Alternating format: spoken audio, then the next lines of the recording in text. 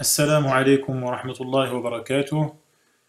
Marhaban bikum jami'an, bienvenue à tous. Alhamdulillah, louange à Allah, wassalatu wassalamu ala rasulillah, qu'Allah couvre d'éloges son prophète Mohammed et le salut. On continue la lecture de la transcription d'une allocution, d'une intervention du Cheikh Saleh Al-Usaymi, dont j'ai traduit le titre « La dépendance absolue envers Allah dans les moments difficiles » en 6 points. Et en arabe, donc, le titre est « Sittatu usul lil-iftiqari ila Allahi fi shidda ».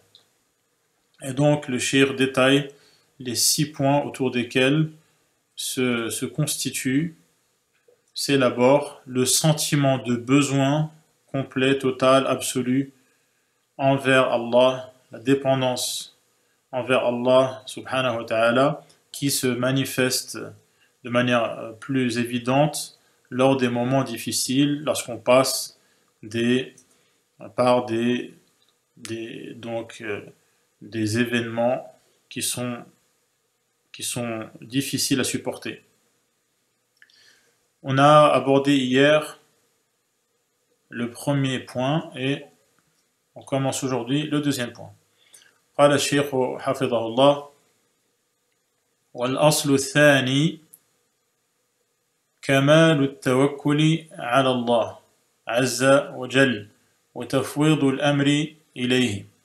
Donc le premier point c'était la foi au destin, vous vous rappelez, c'était hier et aujourd'hui. Le deuxième point est Kamalu at-tawakkul,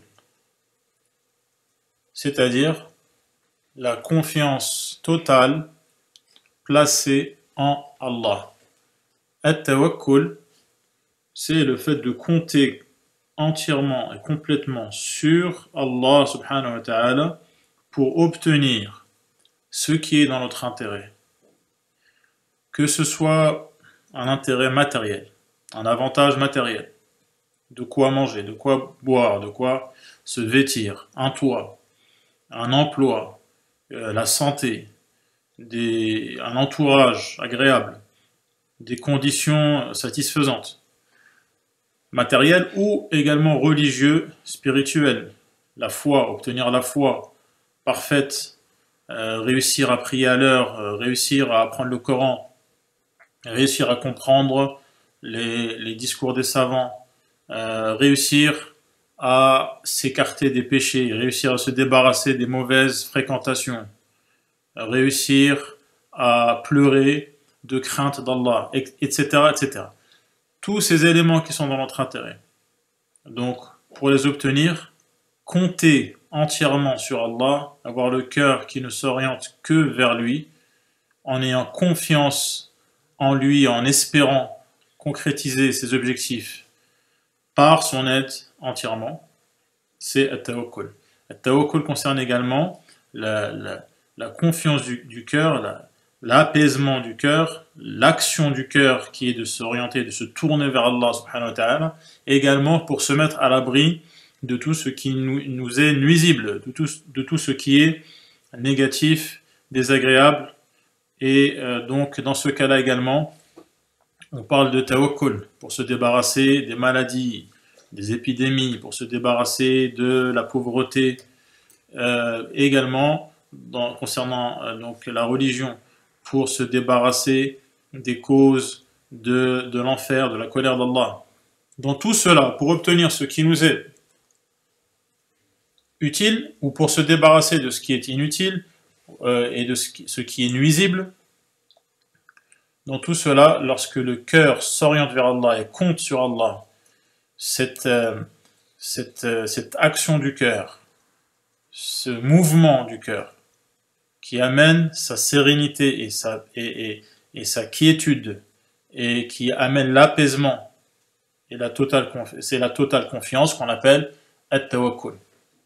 Donc le sentiment d'être dépendant envers Allah subhanahu wa ta'ala, il inclut le fait de compter entièrement sur lui, parce que on a pour ferme conviction que Allah subhanahu wa ta'ala nous suffit. Et que si on compte sur lui, si c'est lui qui s'occupe de nous, eh bien, on aura besoin de personne d'autre. Ala Allahi azza wa jal, Allah puissant et majestueux.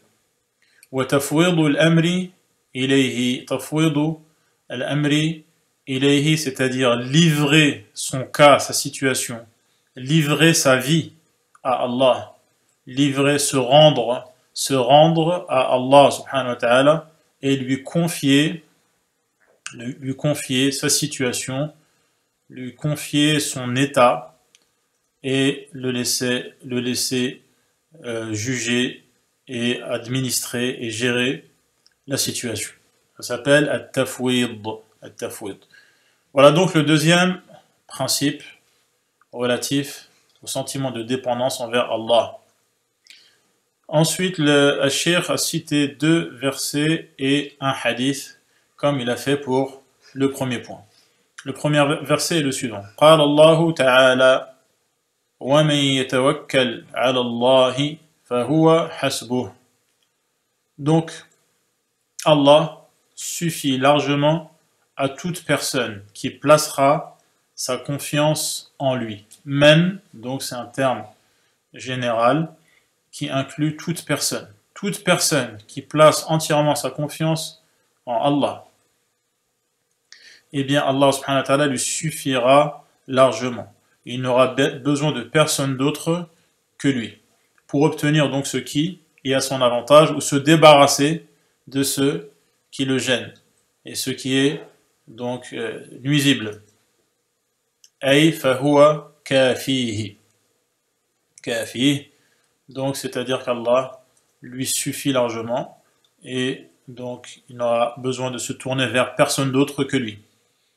وقال تعالى قل لن يصيبنا إلا ما كتب الله لنا هو مولانا وعلى الله فليتوكل المؤمنون. Donc ce verset c'est une réponse à ceux qui souhaitent le malheur des croyants, donc dans Surat At-Tawbah, où Allah subhanahu wa ta'ala dévoile les plans des hypocrites, de ceux qui simulent être musulmans alors qu'en vérité ils ne le sont pas, et qui essaient de jouer des tours aux croyants, et donc, comme on voit dans le verset précédent, ce qui signifie « si un bien te touche, il s'en afflige », donc cela les peine. Ils ont mal au cœur de voir que tout va bien pour les croyants. Ces hypocrites donc ressentent ce sentiment. Et ils sont gênés par le bien qui touche le croyant. Et le prophète, sallallahu alayhi wa sallam, qui vient en tête des croyants. Et si un malheur t'atteint, ils disent « Heureusement que nous avions pris d'avance nos précautions. » Heureusement que nous avions pris d'avance nos précautions. Et ils se détournent de toi, ils se détournent tout en exultant de joie.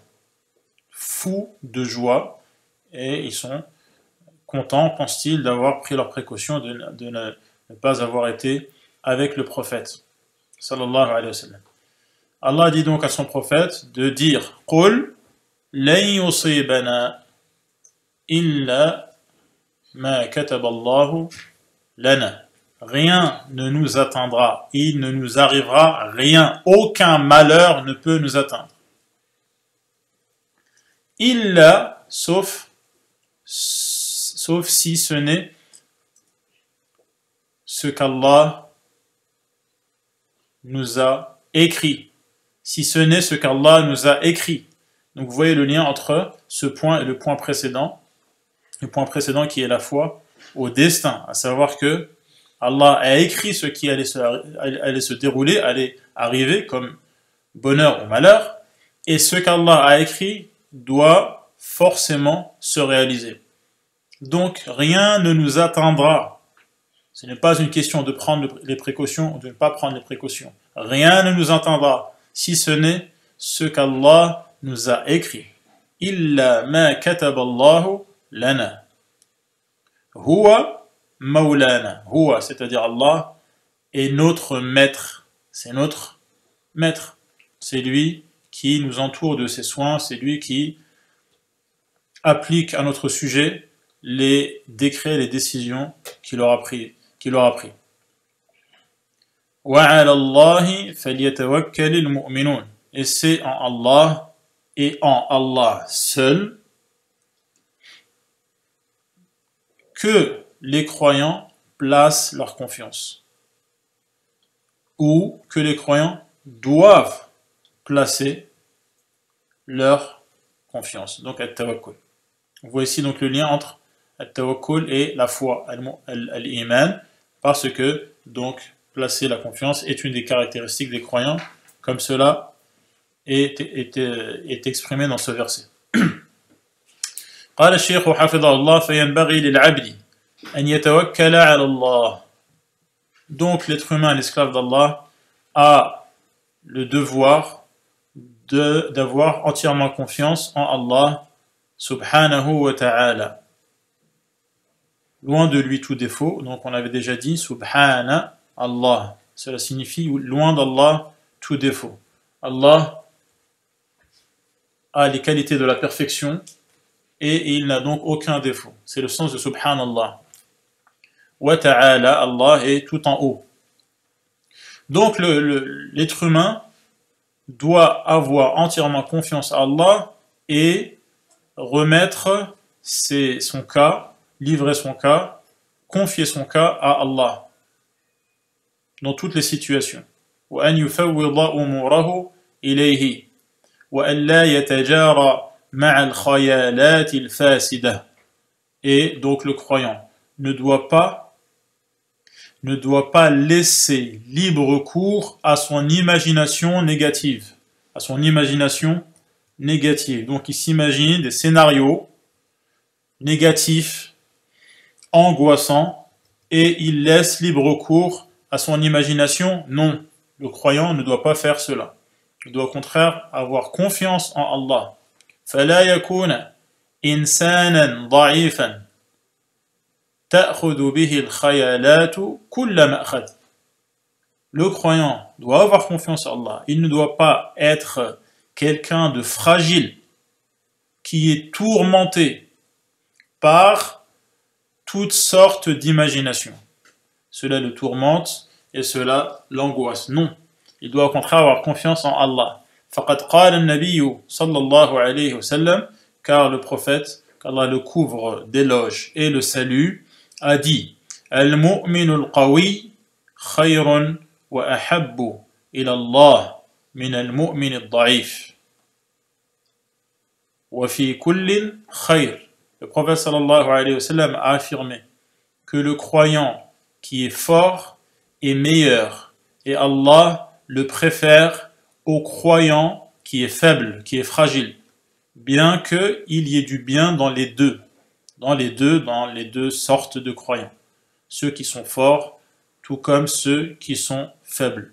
Donc on voit dans ce hadith qu'Allah aime tous les croyants et qu'il aime particulièrement, qu'il préfère le croyant qui est fort et il le préfère au croyant qui est faible. Et une des formes de cette faiblesse, c'est de se laisser donc complètement dérouter et complètement déstabiliser par l'imagination de scénarios qui sont négatifs, qui sont angoissants. Jazakumullahu khairan, qu'Allah vous récompense pour votre attention. Voilà donc pour aujourd'hui, c'était le deuxième point relatif à la confiance complète et totale à avoir en Allah. Je vous donne rendez-vous demain, Inch'Allah, à la même heure, à 20h30, pour continuer, pour aborder le troisième point. Wassalamu alaikum wa rahmatullahi wa barakatuh.